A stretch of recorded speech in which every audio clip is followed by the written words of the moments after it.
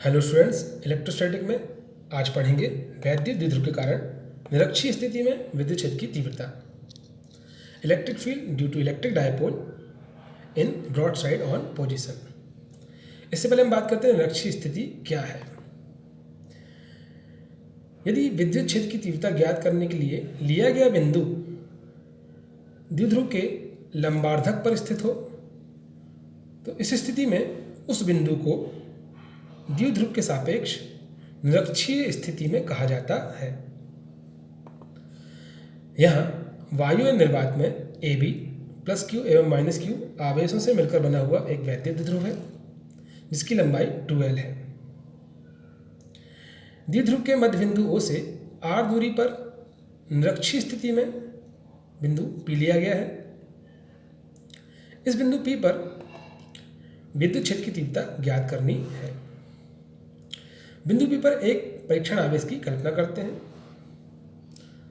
जैसे कि हम जानते हैं, बिंदु आवेश के कारण किसी बिंदु पर विद्युत क्षेत्र की तीव्रता E = 1/4πε0 Q/r² होती है।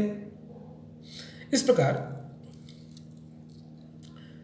बिंदु A पर रखें प्लस Q आवेश के कारण बिंदु P पर तीव्रता होगी E1 = 1/4πε0 Q/AP²। तीव्रता E1 की दिशा A से P की ओर होगी। इसी प्रकार बिंदु B पर रखें माइनस Q आवेश के कारण बिंदु P पर तीव्रता होगी E2 = 1/4πε0 Q/PV²। तीव्रता E2 की दिशा P से V की ओर होगी।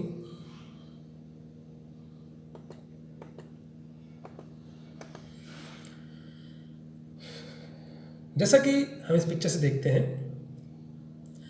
बिंदु P बिंदु आवेश A एवं बिंदु आवेश B से समान दूरी पर स्थित है। अतः AB बराबर PV। इस स्थिति में बिंदु P पर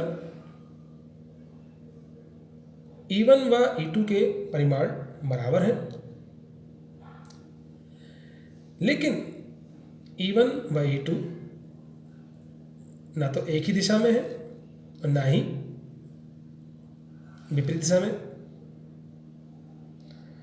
अतः बिंदु P पर परिणामी तीव्रता को ज्ञात करने के लिए हमें तीव्रता E1 व E2 को उसके समकोणिक घटकों में वियोजित करना होगा, यानी उसके रेक्टेंगुलर कंपोनेंट्स को निकालना होगा।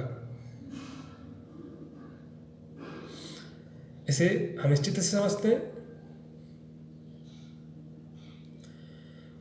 यहाँ तीव्रता E1 के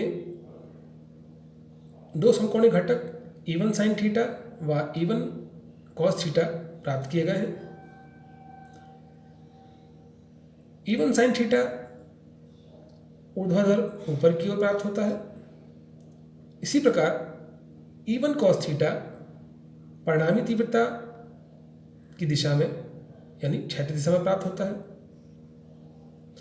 इसी प्रकार तीव्रता E2 के दो समकोणिक घटक रेक्टेंगुलर कंपोनेंट्स को प्राप्त करते हैं, जो कि इस प्रकार है। E2 sin थीटा ऊर्ध्वाधर नीचे की ओर प्राप्त होता है एवं E2 cos थीटा क्षैतिज दिशा में यानी परिणामी तीव्रता E की दिशा में प्राप्त होता है। इस प्रकार हमने देखा E1 sin थीटा व E2 sin थीटा बराबर एवं परस्पर विपरीत है, इसलिए ये आपस में एक दूसरे के प्रभाव को निरस्त कर देते हैं, जिससे कि E1 व E2 के ऊर्ध्वाधर घटकों का परिणामी तीव्रता पर कोई प्रभाव नहीं पड़ता। अतः हम कह सकते हैं कि परिणामी तीव्रता E1 व E2 के केवल क्षैतिज घटकों पर निर्भर करती है। इस प्रकार परिणामी तीव्रता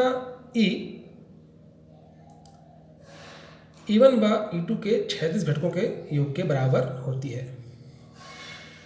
लेकिन हम जानते हैं E1 व E2 परिमाण में आपस में बराबर हैं, अतः equals to E1 cos theta plus E1 cos theta या equals to 2E1 cos theta.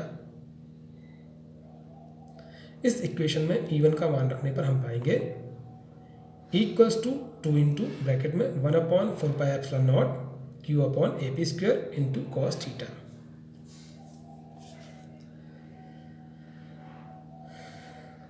AP व cos थीटा की वैल्यू निकालने के लिए हम समकोण त्रिभुज POA लेते हैं। पाइथागोरस प्रमेय से AP² equals to OP² plus OA²। इस प्रकार हमने प्राप्त किया AP² equals to R² plus L² या AP बराबर √R² प्लस L²। इसी प्रकार चूंकि ये आपस में एकांतर कोण है, अतः इस स्थिति में cos theta equals to OA upon AP या L upon √R² plus L²। इस प्रकार प्राप्त AP व cos थीटा की वैल्यूज को इस इक्वेशन में रखने पर हम पाएंगे equals to 1/4πε0 2Q upon R² plus L² into L² upon √R² plus L²। चूंकि हम जानते हैं वैद्युत द्विध्रुव आघूर्ण P इक्वल्स टू 2QL होता है, अतः इस इक्वेशन में 2QL के स्थान पर P रखने पर हम पाएंगे equals to 1/4πε0 P upon R² plus L² to the power 3/2।